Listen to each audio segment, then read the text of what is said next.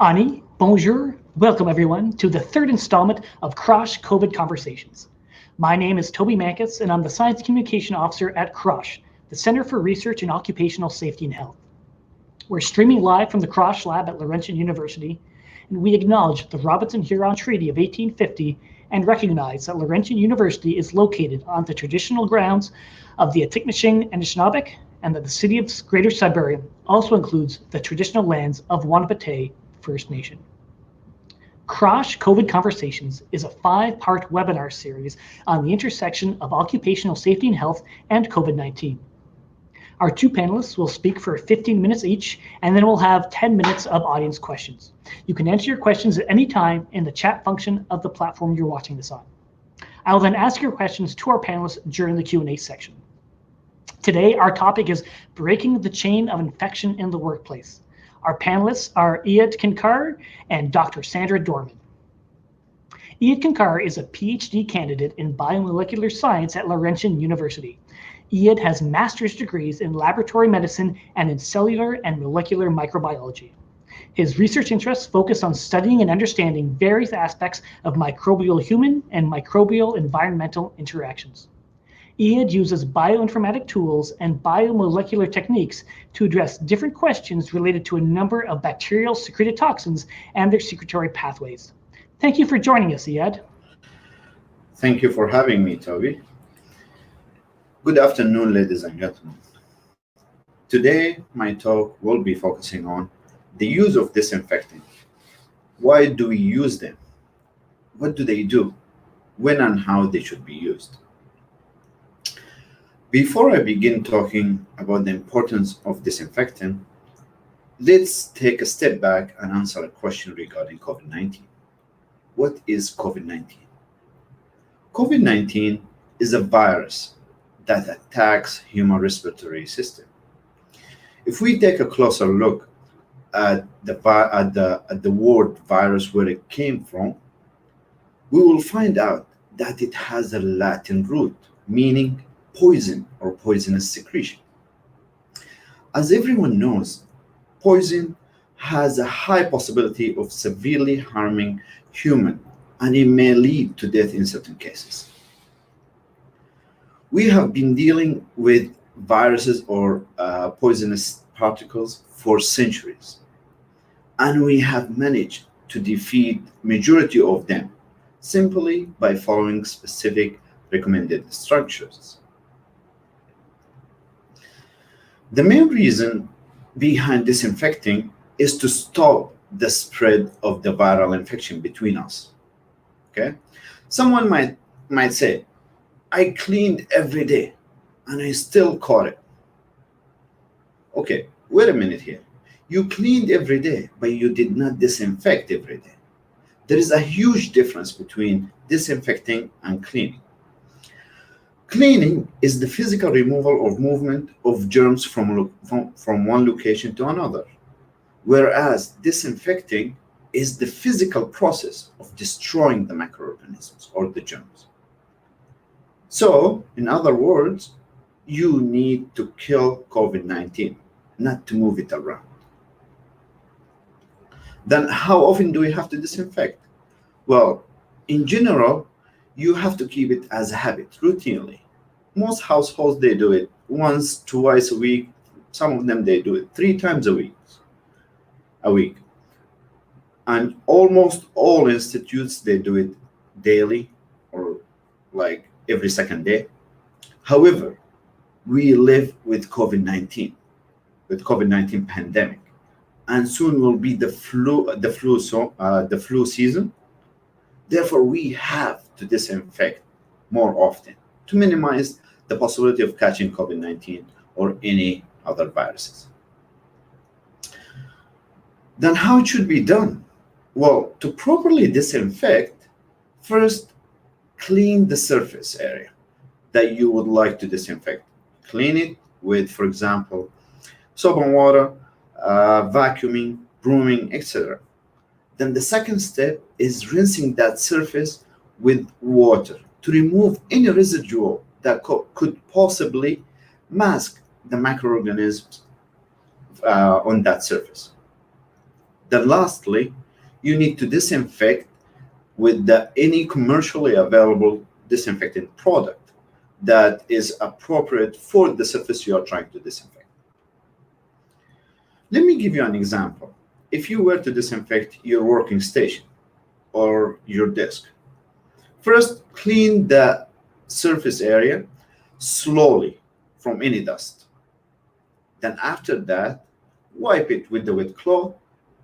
After wiping it out, you need to apply the disinfectant product that you prefer to use for your working station or desk. Keep in mind, all disinfectant products in the market contain manufacturer's instructions written on the label. If a product does not have it, I highly recommend or suggest not buying that product, because you always have to read the instructions on the labels before using any product, okay? But why do you have to read them? Because some people might be allergic to certain ingredients within that product solution, or some people or some of the ingredient in that solution could be harmful to human skin and might lead to irritation or different skin diseases that you don't want in your life. If we take wipes, for example, nowadays the market is flooded with wipes.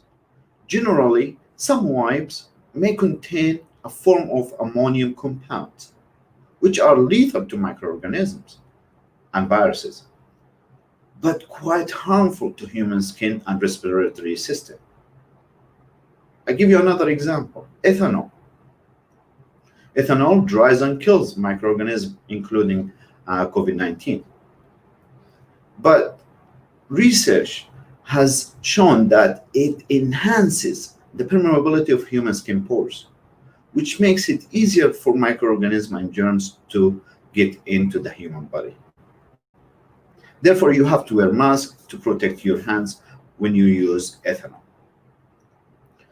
or a disinfectant that contains ethanol. Therefore, we always need to read and follow the instructions before we use the product to defeat COVID-19 and enjoy a healthy life.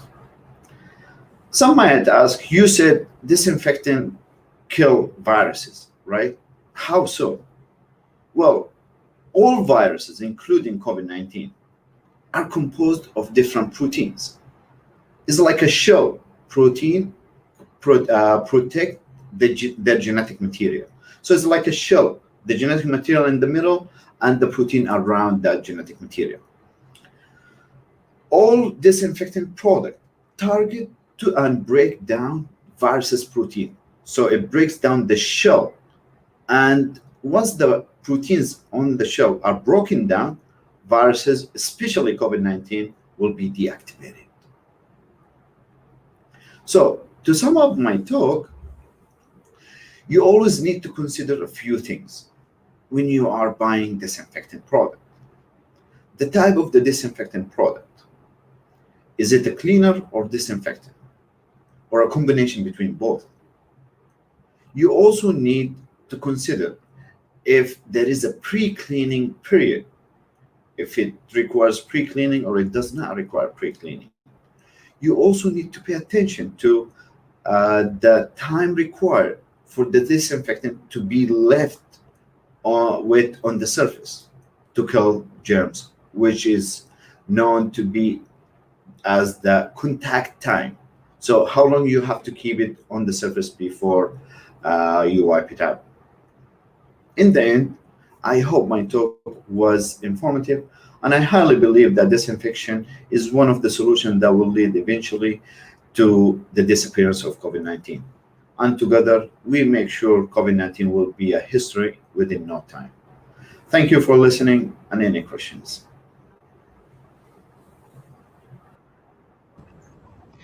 Thank you very much, Eyad. I know we'll have a lot more questions for you in the question and answer. So thank you for breaking down the difference between cleaning and disinfecting, and kind of describing how disinfecting actually works. That's very fascinating and important information. So we'll now turn to our second panelist, Dr. Sandra Dorman.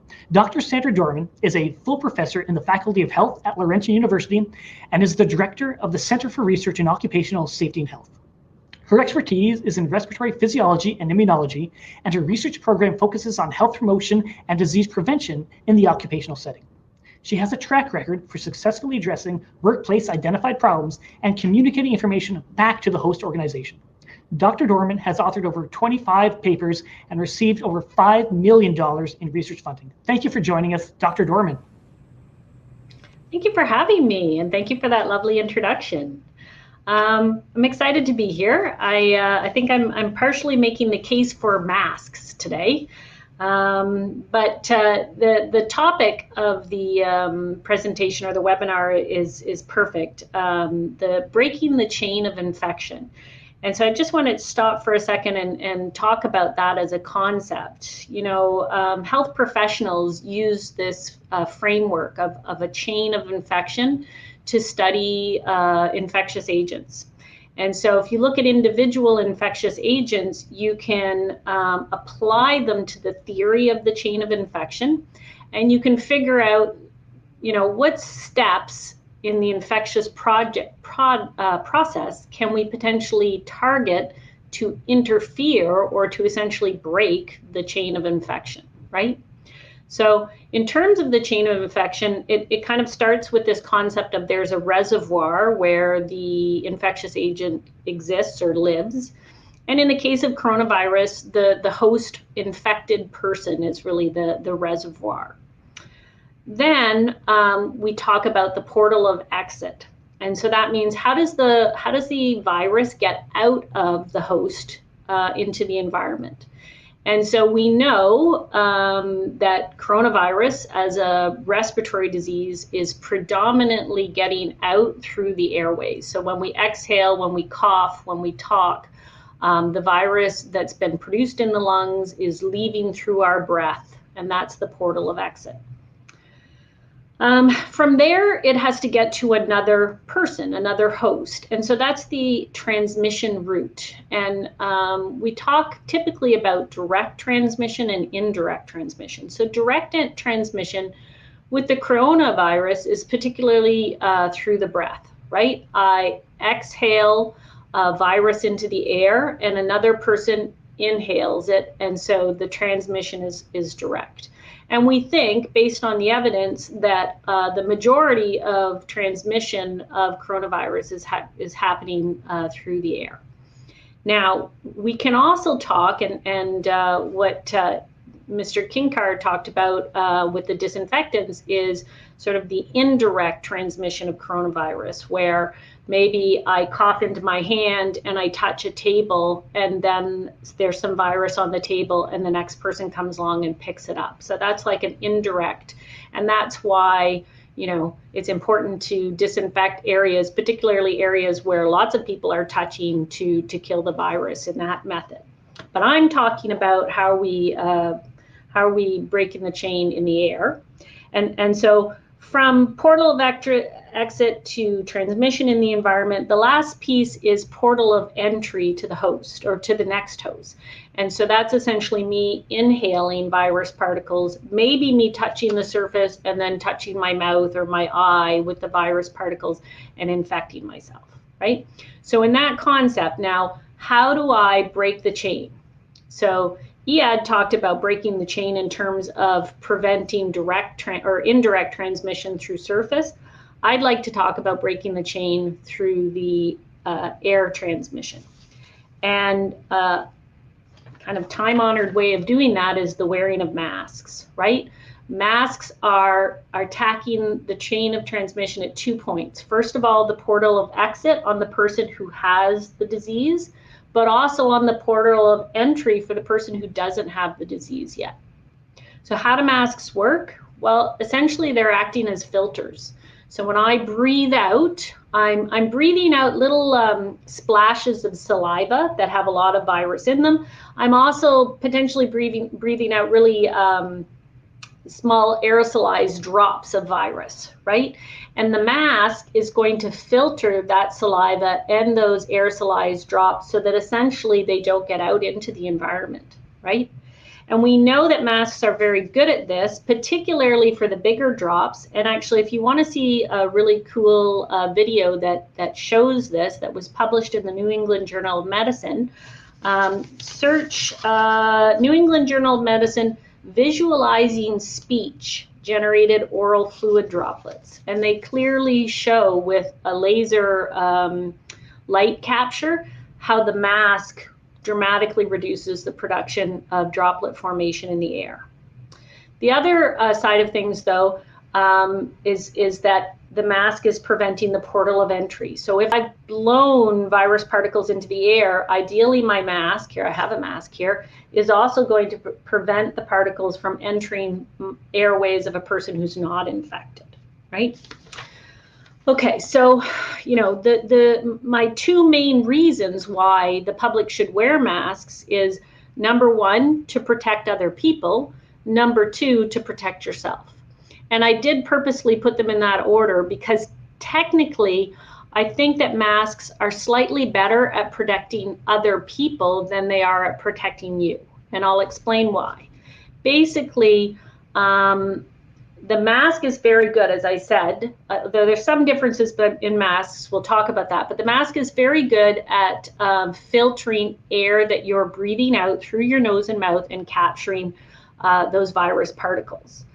And the reality is that most people who become infected don't get symptoms, like they're already infectious before they start showing signs of having the infection. So by the time you realize that you have COVID and maybe go get tested, you've already been infecting other people in the environment and you didn't know, right? And the other key piece is that there are lots of people who are asymptomatic, right? Who have no symptoms throughout the time that they're carrying the disease, but are still infecting other people. And masks can reduce the spread from those people to other people. I also think, though, that they're important in protecting yourself, and I think they can protect yourself well.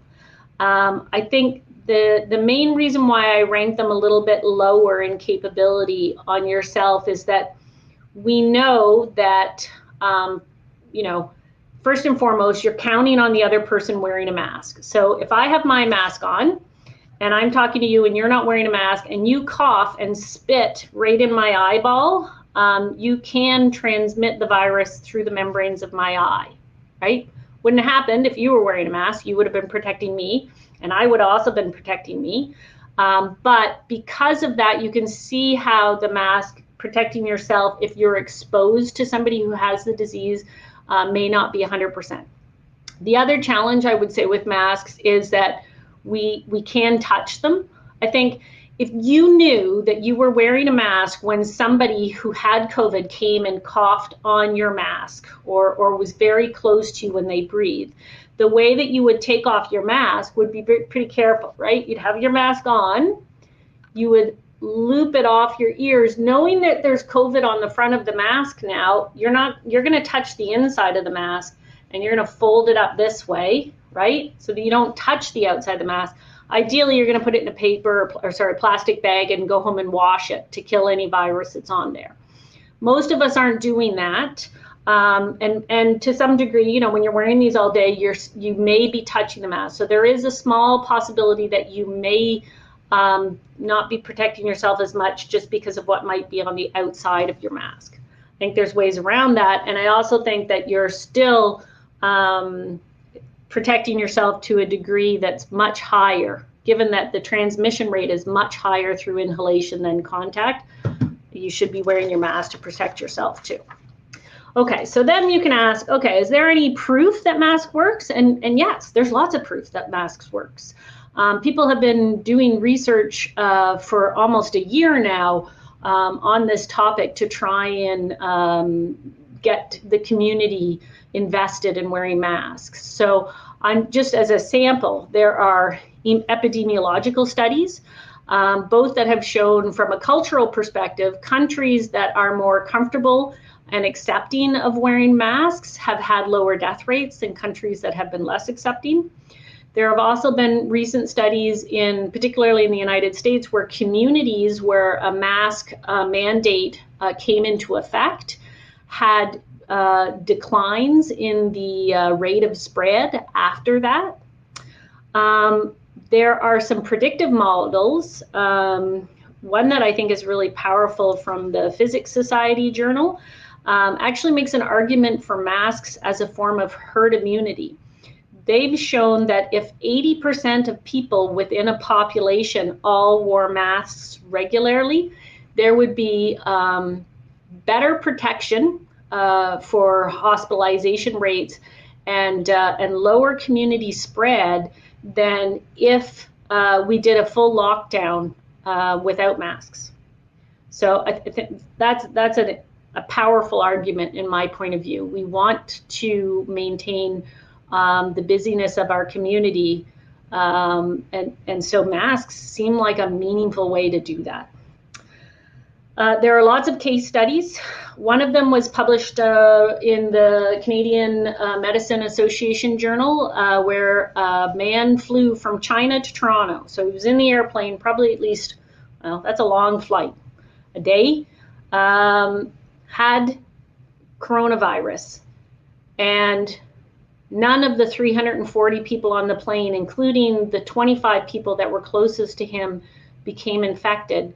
And they attribute it to the fact that he wore his mask throughout the flight, as did everybody in the plane, as part of the requirements of the flight. And there's a few other stories that are similar. There was one with a hairdresser who enforced very strongly mask wearing in her store. She had coronavirus. She had it for days. They estimated she had personally serviced about 84 people and had another 145 in her shop, and people didn't get it. So I think it speaks to the potential to stop the spread, and masks being a key message or method. And then lastly, there have been a lot of kind of fun studies, fun because I like research, around specifically looking at masks, right? How effective are they? What's the best mask to wear? And what they're showing is that masks are effective, particularly when we're talking about large particle sizes. All masks are good at capturing those saliva particles, which are laden with virus, right? But now I want to talk to you a little bit about like perfecting and getting the best out of your mask for both yourself and for others. And the most important thing is mask fit, okay? The purpose of the mask is to filter the air. So if you have a big gap in your mask and the air is just going out that tunnel, then you're not filtering the air, right? You may be, if you're getting some projectile spit, you may be capturing still some of that spit, but ideally to get even the finest particles, you want the mask to fit well. So that means it has to be over your nose. Your nose breathes out coronavirus. So wearing your mask like this is not going to work. It has to be over your nose. It has to be over your chin. And really it should fit kind of snugly to your cheeks too, right? That's the most important thing, is fit. Secondly, I don't want people wearing N95 masks unless you're a healthcare professional. And even for most of them, it's only in cases of really extreme exposure, like for intubation of a patient. Particularly, I think some people that have jobs, let's say construction, where they may have an N95 mask, and so they figure they'll bring it home. N95 masks are pretty uncomfortable to wear all day long, and so I don't think you would get good compliance. B, there's not very many of them, and so they should be protected for our healthcare professionals who do need that level of protection. And C, particularly the kind of masks that you might be bringing from a construction site, often are vented, which means it makes it easier to exhale, which makes them useless. We said we're protecting other people by wearing a mask, right? And so we're trying to prevent contracting or spreading the disease. Having said that, now, if we look at all the other masks, and I brought a couple of in, right? So I've got my surgical mask here. I've got this one that has it's a double layer with a place for putting a filter. I've got my CROSH mask, which has my little nose wire. And Now, the literature is not complete on this part of it yet, but essentially my interpretation is that the surgical mask is the best. The reason why the surgical mask is still the best is largely because of the material that it's made of. This is not a woven cloth. This is a series of fibers, short and long, that are meshed together in a crumple and melted. Look at the difference with my fingers, my magical fingers here. We have a fabric is like this, right? And a fabric has a pattern, and you can see sort of the size of the gaps in between the fabric linings, right? So the only fabrics that I'm really aware of that are built in the same way this are called non-woven fabrics, which is like felt. And you're probably not going to want to wear felt on your face. Having said that, that is one of the main reasons why fabrics are being double layered, right? You have a mask that has 2 layers, because now we're getting a weave on top of a weave. And so that's creating more smaller holes and creating better filtration. So, and because actually all masks are better, I'm still like advocating for wearing homemade masks. If you are homemaking them, though, you probably want to put a double filter or a double layer on them, I should say. The other thing you can do is a coffee filter, a paper towel. They're actually made the same way that this is, woven strands melted together. So if you put a coffee filter between the layers of your mask, you're essentially getting the same kind of thing. Now, to be fair, this mask has been tested against t-shirt masks and has been shown to be better at capturing the tiniest particles. It hasn't, to my knowledge, been tested, this mask, with the filter. I'm speculating on that based on the difference in the fabrics between them. That study still needs to be done.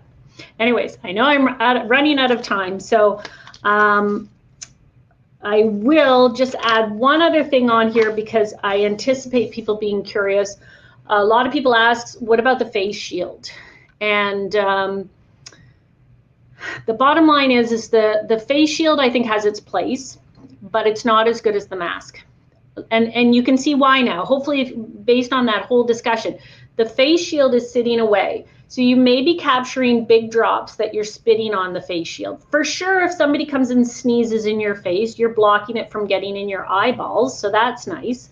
But for the aerosolized particles, they're going to be able to go around that face shield. And in fact, last week's speaker, Judith Nelson, talked about ventilation and plexiglass and sort of the stopping of coronavirus in that way. So if you go back to last week's episode, you can review that. It's terrific. But the face shield is like the same. Probably if you're outdoors and you're maintaining social distancing, the face shield is adequate. But if you're indoors, no, you need to have the mask. And if you're really being cautious, you may want both the mask and the face shield. So I'm out of time. I will say New England Journal of Medicine is a great place to go. There's a paper from a professor at the University of California, San Francisco, Nina Bay, who did a nice review. And yeah, if any of the other references, you can always reach out to us if you really want to have them. But thank you for listening. Sorry, Toby.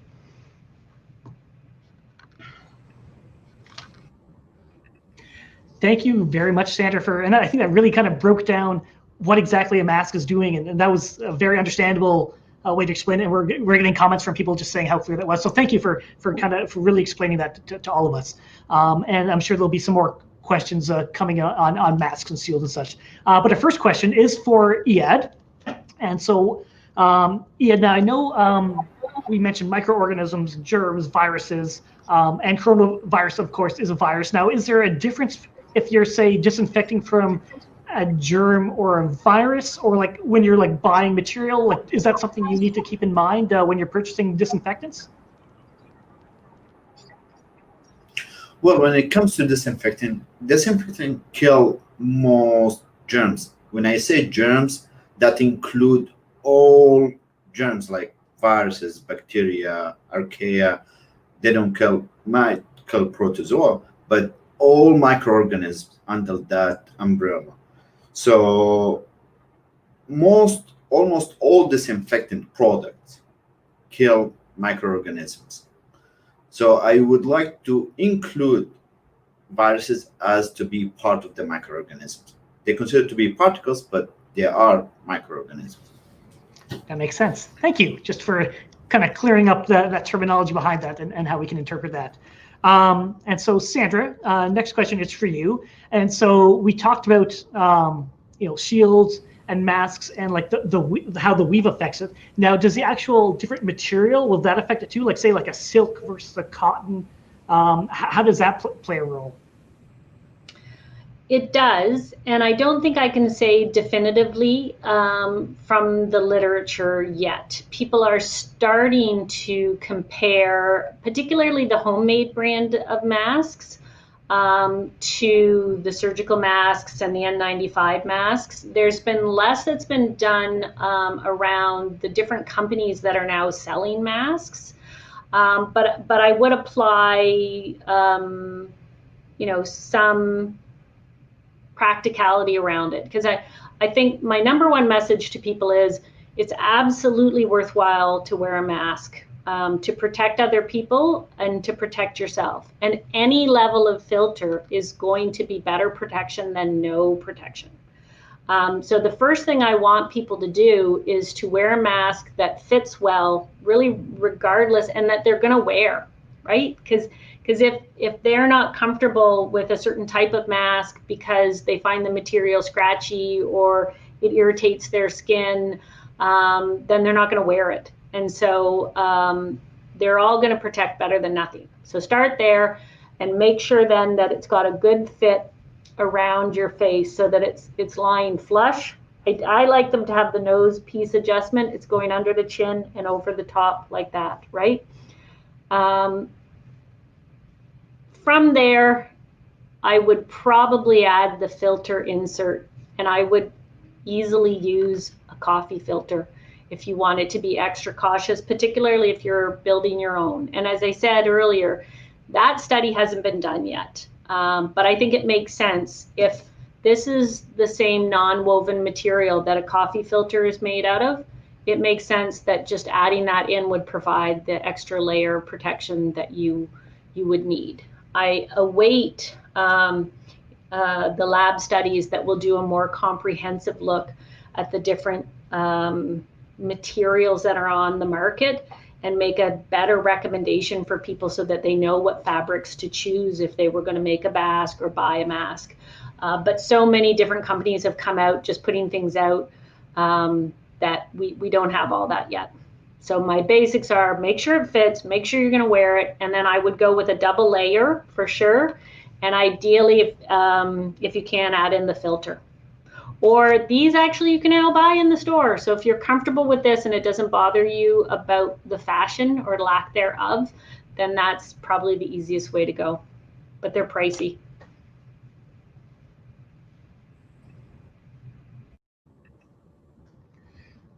Perfect. Thanks very much, Sandra. That makes sense, and we'll stay tuned for the research on the actual types of materials. But that's perfect advice and very practical advice for us for right now. So Eyad, turning to you. So I know we talked disinfectants and cleaners. Now you'll also see in stores what are called sanitizers. Now, is there a difference between sanitizing and disinfecting that you could talk about? Oh yeah, that's actually a good question. There is a difference between sanitizing and disinfecting. How? Well, sanitizing, they kill less amount of microorganisms than disinfecting. Disinfecting products, they tend to be harsher than sanitizers. That's why we mostly use hand sanitizer. We don't disinfect our hands. We hand sanitize our hands. So so the difference between them, that kills majority, that kills less amount of microorganisms. They do the same function, they kill in the end of the day. And I highly recommend using hand sanitizer all the time, plus washing your hands. It's okay to use hand sanitizers, but washing your hands is always good and better.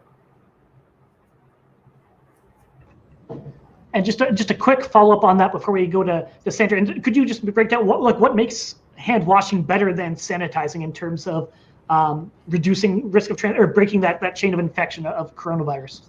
Good. Yes. Well, you need to wash your hand because hand sanitizers, they tend to have alcohol in them, and alcohol tend to dry out your hand, and you don't need your hand dry all the time. So when you wash your hand, you always keep your hand hydrated, and you minimize the possibility of having dry hand, dry skin, or some sort of allergic impact, or some sort of infections that, or like skin disease that you don't like from hand sanitizer, or using hand sanitizer all the time. So even if you use hand sanitizers, try to wash your hand too, or wash your hand before using hand sanitizer. But I always hand sanitize, then I wash my hands, just to make sure like I don't have any residual from whatever that the hand sanitizer manufacturers put in there. At the same time, I make sure like my hand is clean. So I prefer using wash and soap and water than hand sanitizers. Great, thank you. And so back to Sandra, now more from like a physiology type question. Now, how does like wearing a mask, will that affect like the amount of oxygen that you can breathe in? Like, I mean, some people do, are concerned like, hey, I'm breathing in oxygen, breathing out carbon dioxide. How does a mask impact that? Does it have a real impact?